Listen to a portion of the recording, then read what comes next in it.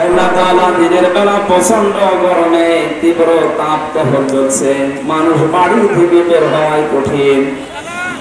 এরপরেও কোরআনে কারিমের আকর্ষণে তোমার যে বান্দা বান্দিগুলো আজকের এই ময়দানে এসে চাতক পাখির মতো তোমার ঘৃণিত বান্দাদের সম্পর্কে শুনছিল। আমরা একটা কোনো রকম বলেছি, যারা তোমার সীমা লঙ্ঘন করে তাদেরকে তুমি ঘৃণা করো।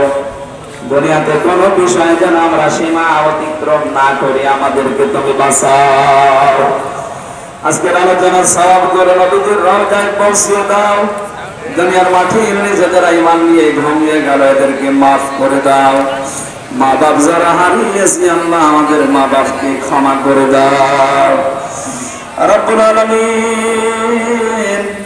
মাহফিলের সভাপতি, প্রধান অতিথি, সহ সভাপতি, বিশেষ অতিথি সহ যত মানুষ আমরা আমিন আমিন করছি, বিশেষ করে আমাদের প্রধান অতিথি মাননীয় এমপি অধ্যক্ষ আবুল কালাম আজাদ সহ যত মানুষের আমরা দোয়া চেয়েছি, আমাদের প্রত্যেকের জায়েজ মোনাজাত গুলো কবুল করে নাও। আমাদের তীব্র তাপদাহ থেকে বাঁচাও। তোমার রহমতের দৃষ্টি আমাদের উপরে নাযিল করে নিরাপত্তা, স্বস্তি, শান্তি ফিরিয়ে দাও। আমাদের অপরাধের কারণে এই